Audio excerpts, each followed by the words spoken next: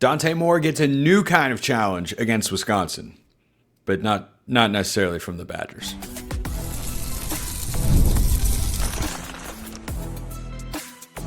You are Locked On Ducks, your daily podcast on the Oregon Ducks, part of the Locked On Podcast Network, your team every day. Yes, it is that time once again for Locked On Ducks. I'm your host, Spencer McLaughlin. Thank you all so much for making this your first listen or first view of the day. It is part of the Locked On Podcast Network, your team every day, your number one source to stay up to date with the Ducks. 3 keys to a big win against Wisconsin. Couple things I want to see from the offense, especially Dante Moore, and some more thoughts on that dynamic running back duo of Dierre and Jordon Davison. All on today's show, which is brought to you by our friends over at Mazda. Like Oregon's players, they sweat every detail at Mazda because when you make every move count, pulling off the unexpected is only the beginning. Stay tuned later for highlights in this week's Moving the Game Forward. Mazda, move and be moved. So,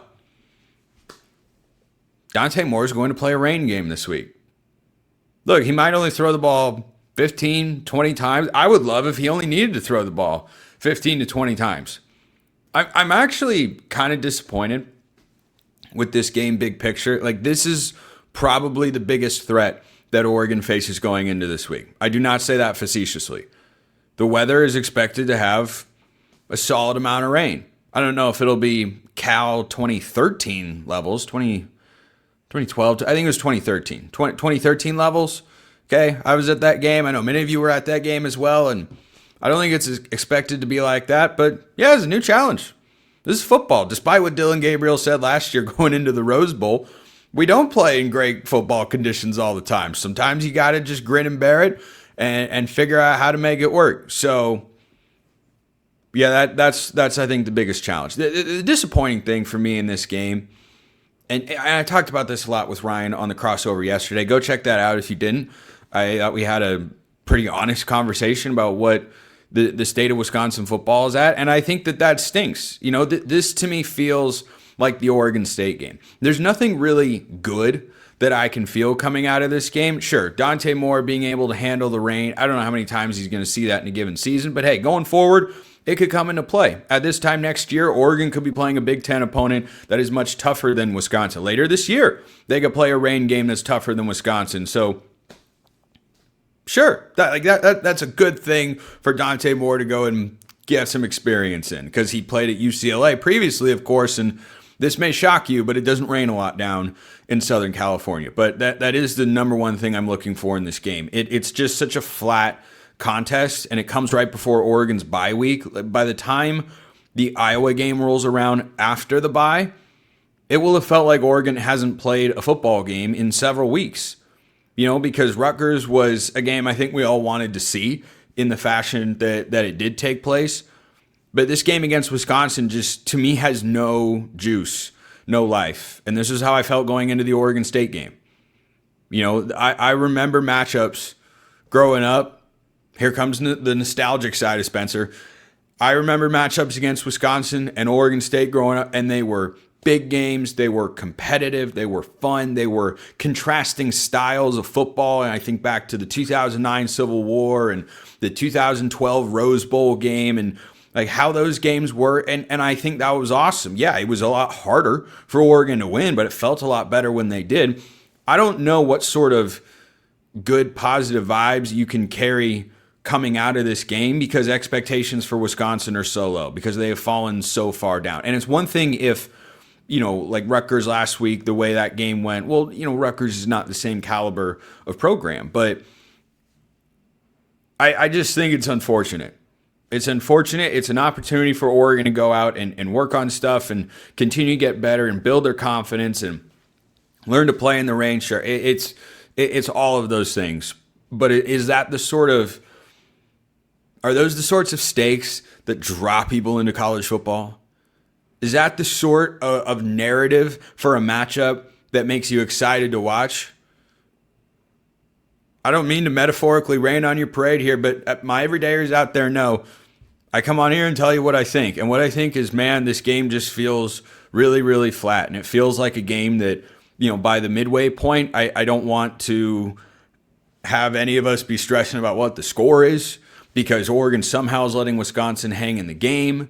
because if you suffer a crushing upset, and I mean, it would be I don't even know how Oregon could lose this game. Because as Ryan pointed out yesterday, and I stand by that, the weather potentially reducing the scoring makes it a better opportunity for Wisconsin. They've got to deal with the elements too, and it'll probably hinder their offense more than Oregon's. Yeah, fact check, true. It's just that the margin might not be as big as it otherwise would be. If you put this game 72 and sunny, Oregon probably wins by 40 or more. This looks like Rutgers. This looks like Oklahoma State. This is just kind of rinse and repeat. But I just think it's unfortunate that, Oregon plays 12 games a year, and I spend all offseason talking about a team leading up to these sorts of games, and I recognize there are going to be a handful because of the way Oregon recruits, retains, and develops talent that are just not inherently going to be competitive. But I bet if you listen to our crossover way back when, Ryan and I's in the summer months, in the offseason, when we were looking at different opponents on Oregon's schedule, we probably talked about this game as having a chance to be more competitive, or at least kind of like last season where, yeah, Oregon's a better team, but hey, if they don't play well, Wisconsin could hang around. I don't see how that happens.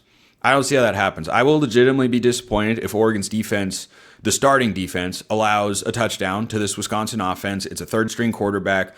They don't have a ton of talent. It would be hard to throw the ball. It's already hard enough to throw the ball on this Oregon secondary with how well they're playing. But I think the biggest takeaway you can have in this game in the positive is how Oregon runs it. It's one thing when you're in perfect conditions and everything's going great. You run the ball like they did last week against Rutgers, 415 yards. But can you get yards when you need to and they know you're going to run the ball because throwing isn't really an option? Now, we'll see how much it actually winds up raining. It never rains at Autzen Stadium. We all know, but it can drizzle or do a little bit more. If Oregon can come out and run the ball again for 250 yards or more, I think that'd be pretty impressive. If you look up at the end of the game and go, yeah, Dante Moore threw like 10 passes, or maybe not 10, but if he only throws 15 passes, 20 passes in the game because, yeah, it's just wet, hard to throw the ball down the field. If Oregon's still able to manage to go out and, run for 250 plus, I think that'd be a pretty good statement by the offensive line. But again, it's just hard to gauge because Wisconsin has just fallen so far down from where they're capable of being as a program. So, yeah, I think that's the number one thing that I'd say I'm most excited to see is, hey, can Oregon have that run success once again? Do we keep seeing that three-back rotation really start to have a good rhythm with Dierre and Jordon Davison, Noah Whittington? I'll talk about them later on the show. But, yeah, a new wrinkle of sorts for Dante Moore. This is not the best defense he's going to go up against, but it'll be the toughest conditions he's probably ever played in and tried to throw the football in. And if that rain lets up and is just kind of gentle, then, yeah, Oregon's going to win this game by a lot of points. That's my expectation. So, over on Locked On College Football, when I talk about games after the fact, I give a mood assessment for how I feel the fans of a particular team should feel after a win. It's a 5-point scale. You've got the highest of vibes, good vibes, no vibes, bad vibes, worst vibes. Oregon cannot go above no vibes in this game. That's just the reality. So I'd rather be in this position than Wisconsin's. There's the optimism I'll end with for this segment. But that's how I feel going into this game. So let me know your thoughts in the comments below. Hit me up on Twitter, all that good stuff. The 3 keys to Oregon getting a dominant win are as follows.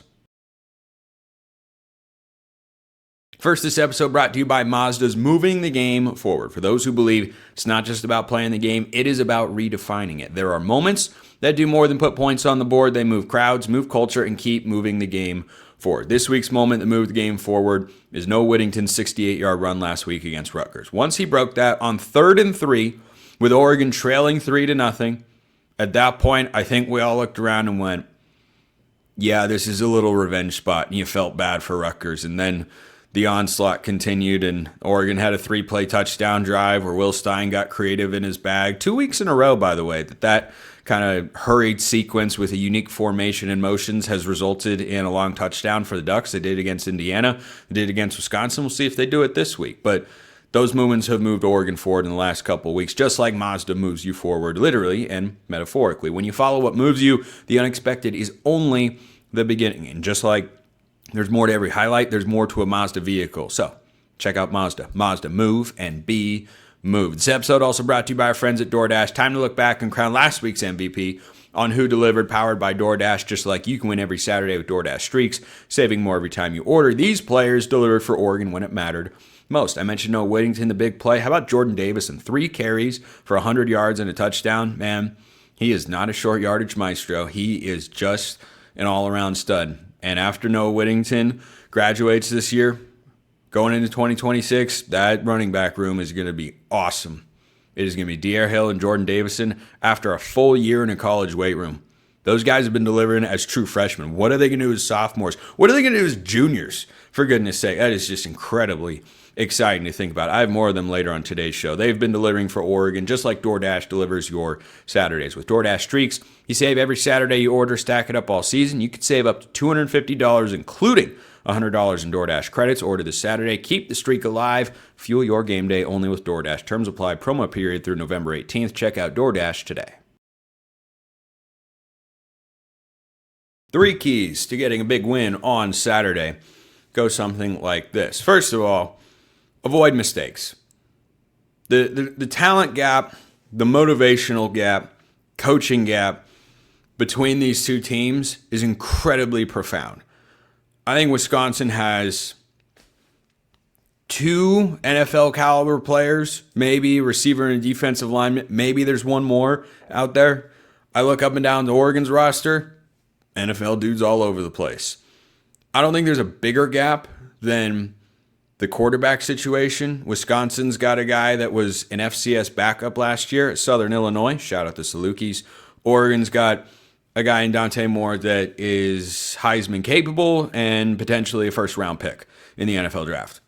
That's a pretty big gap. But that's not where it starts, or I'm sorry, that's not where it ends when you talk about the difference in talent between these two rosters. So if you go into a game like that and you don't give them anything, you don't help them out, like last week against Rutgers. Heck, Oregon made a mistake last week. And I think you could see that again. Maybe Oregon makes a mistake, ball gets slick, they put it on the ground, Wisconsin recovers. I fully expect Oregon's defense to be able to just go shut down. They did last week against a much more capable offense in much more favorable offensive conditions, and Oregon's defense is just unbelievably good. The starters didn't allow a touchdown last week to Rutgers. They should not this week against a much less capable Badgers offense at home. Everything stacks in favor of the defense, but you just can't make mistakes, and that could include fumbles, interceptions, penalties, special teams fiascos, anything like that. You limit those in a solid way. I don't even think in a gigantic way. You do that in a solid way, I think Oregon will pull away pretty handily here against the Badgers, and Oregon will take a couple of wins going into the bye week after Indiana, and then you'll have 4 more legit opponents on the backside. You know, Iowa is good. Got to play them at Kinnick. Minnesota is solid. Those teams play this week, as a matter of fact. I think Minnesota is going to pull what, according to the point spread, provided by our friends at FanDuel, of course, would be an upset. I think Minnesota is a good team. I think Iowa's a good team. I don't think either one's great. I think they're both good.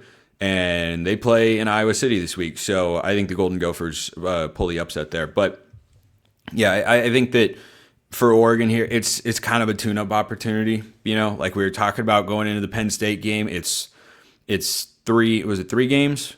Yeah, 3 games that Oregon, 4 games that Oregon should have won comfortably. They won them all comfortably. I don't have any reservations about this one. But you want to make that a stress-free environment for Duck fans? Yeah, don't make any big mistakes. Number 2, score early. This will be a consistent key. Like, I bet this one pops up again. We'll see how I feel going into the week of the game. But against Iowa, I think this is going to be another one that is a great thing for Oregon to do, to pull away from the given opponent. Because if you get Iowa behind in the game, like if Oregon scores a quick 10 or a quick 14, most teams are not well equipped to do that. Now, Washington and USC, I don't feel that way because those passing offenses are incredibly capable. Minnesota, Iowa, and Wisconsin, on the other hand, not so capable. Those are offenses that want to run the ball more than they want to throw it. They're not incredibly explosive, consistent, or dynamic. And this Oregon pass defense is just elite. They just held one of the best passers in the Big Ten to 8 of 25 for 79 yards and 2 picks on his home field in Ethan Kaliakmanis last week. Like that was probably, I mean, given the stage of the game, Penn State was more impressive for Oregon's defense. And I still feel that way. Even with what's happened with the Nittany Lions program, I think Oregon sent them into that direction because they won that game on the road. The defense played well against Indiana. Not perfectly, but they played well. This has just become a theme. The pass defense for Oregon is elite. And Brandon Finney is a big reason why. And Aaron Flowers and Dylan Thieneman have played well. And Ifeoma Degwu and whoever's in at the nickel, Kennedy or Sione Laulea, Dalen Austin, they've rotated a lot of guys at, the corner opposite Finney and the nickel slot. The other three guys have really cemented themselves. They've all played well. So if you get a team down and then they have to throw and they feel like they can't really run the ball because, hey, we're down 10-0 here early in the game, or we get down 17-3 or something like that, and Wisconsin feels we have to find a way to throw the ball. Well, put Oregon's defense in obvious passing situations from an offensive standpoint, you're just playing way behind the eight ball there. And you'll probably be playing behind the chains as well. So that's key number 2 is score early. And then number 3, run the ball. I think this is the best way that any offense operates is with balance. Now, that is not true for air raid attacks, but there are only so many of those really in college football. And I think that this Oregon offense is at its best when Dante Moore is, playing in a kind of 45-55 pass run balance like we saw last week. The play action shots are there. The trick play they had to Kenny and Sadiq, again, only really exists because Oregon has a threat to run. You pull the defense up and just creates a lot of windows behind. Eye candy's more attention grabbing for the defense. And, if it does prove to be difficult to throw, running the ball is the only way Oregon's going to be able to find a way to score. And I've been really happy with the way this team has run the football, the way the offensive line has played. I think has been good. I think they've frankly been better than last year's offensive line, which was really good. Joe Moore Award finalist in the run blocking. I don't think they've been quite as good in pass protection. Dante Moore has thrown and scrambled his way out of quite a few sacks, but that's why you like having a mobile quarterback. But I think the offensive line's been good. So again, the 3 keys: avoid mistakes, score early, run the ball. You do 2 or 3 of those things, and this will just be a no sweat kind of win. And my reaction show on Saturday, which will be up in a fairly timely manner, or at least I will do my best to make sure that happens. I can't say I'll be like over the there's nothing really that can happen. They go, oh my gosh, Oregon finally fixed. I don't know. Sure, I'd like to see linebackers play a little bit better, offensive line be a little better in pass protection, but overall, just go take care of business. Don't have any major injuries. Go into the bye week, get better, get ready for the final stretch. Because November is going to be a much more intense month. Those are my keys to getting a big win. Let me know yours in the comments below. A question that bordered on disrespecting 9-year-old Spencer. Bordered. But, well, actually, I would have been 12. It bordered on it. I will explain. First, this episode brought to you by FanDuel. The NFL season's here. FanDuel has an offer you don't want to miss. Right now, new customers can bet just $5 and get $300 in bonus bets if you win. That's right. You pick a bet, you put down $5, and if it hits, you'll unlock $300 in bonus bets to use across the app. If you think Oregon is going to figure out a way to score a bunch of points and win by 40 or more, hey, Oregon might be the side. It's a lot of points. There's been a lot of line movement on this Oregon-Wisconsin game. It's been as low as 31.5. It's been as high as 35.5. I think that shifted because of the weather, and money has come in on Wisconsin because Oregon's offense could struggle a bit when it's going to rain, as it is expected to do. I don't think Wisconsin's scoring a lot of points in this game. I have not seen, in my time covering Oregon, a point spread and point total like this where Oregon's favored by almost 5 touchdowns and the point total is 44.5. I'd probably take the under, by the way, because I don't think Wisconsin is scoring a touchdown, and I don't think Oregon's going to hit 40. Just my take. So if you think you know better, you might. You might. Never claim to be an expert on that front, just on a few other fronts. Maybe, slightly, possibly. Go check out FanDuel. What are you waiting for? Visit FanDuel.com to download the FanDuel app today and get started. Check them out at FanDuel.com. This is a gutsy take to send in for Spencer's scale of agreement. I mean gutsy. Really, it's only willingly a gutsy one to send in if you know me truly on a personal level. which I will get to a bit later on today's show. EJ sends this one in, and if you sent mailbag questions in recently, fear not. We've got a bye week. Keep sending your questions in, and I will have plenty of time to get to them. Love making that a part of the show. SSA, that's Spencer Scale of Agreement for those of you that are new here. You send a take, I give you 1 to 10, how much I agree and why.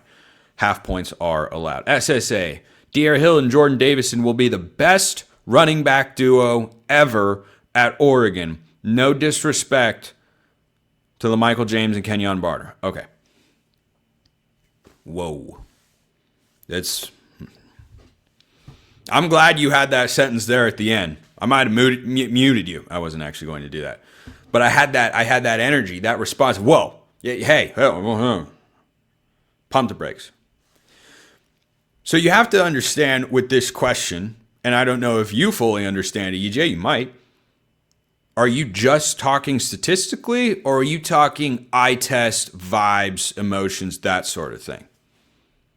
Because if you just went statistically, Bo Nix, I believe, had a better Heisman finalist season, numbers-wise, from a passing standpoint than Marcus Mariota. I'm going to double-check that real quick. But there are elements that Bo Nix did better than Mariota. But if you ask any Oregon fan who's the GOAT, I think you're going with Marcus Mariota, right? So that's a tough one. I am really glad you put the LaMichael Kenyon qualifier in there. So Bo Nix was last year at Oregon, 77.4% completion. That was an NCAA record, by the way. Over 4,500 yards passing and 45 touchdowns through the air. Mariota did not quite hit 4,500 yards. He had 42 touchdowns. Mariota threw 4 interceptions. Bo Nix threw 3. So from a passing standpoint, not factoring the legs, Bo Nix was better. Is that all we're going for? Is it just the stats, or are there other things at play? So in my lifetime, and I really only try to refer to players and eras and teams and coaches and all that I watched in person that I actually remember. You know, like I kind of have a vague recollection sort of Joey Harrington play. Not really though. Not really. It's mostly highlights for me. I'm just not old enough for that. But the reason that I had that facetious response to the beginning of this segment about LaMichael and Kenyon is that was the era of Oregon football that not only elevated the program, but elevated my personal fandom for the school and for the football team in particular. Obviously, I root for all Oregon sports, and basketball season's around the corner. I'm really excited for that. But LaMichael and Kenyon are just not like any other duo that Oregon has had. And there have been some really good ones. Oregon has been spoiled. The receiver position has been elevated in the last several years.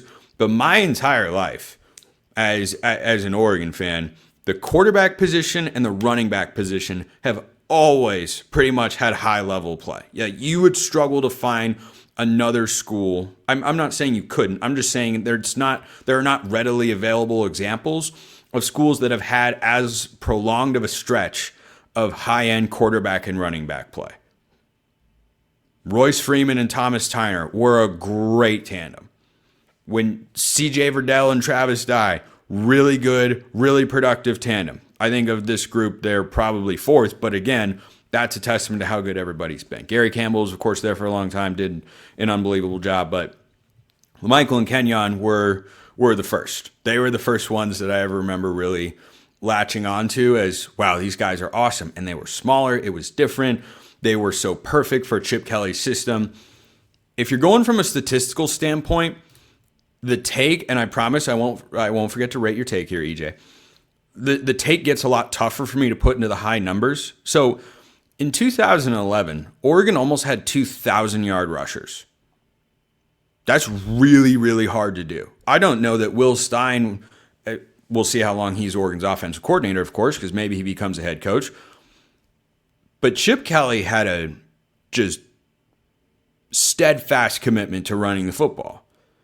And nowadays, offenses involve a lot more RPA. He had plenty back then, don't get me wrong, but those offenses were first and foremost predicated on the run, the RPO, and then the play action. That was a lot of what they did.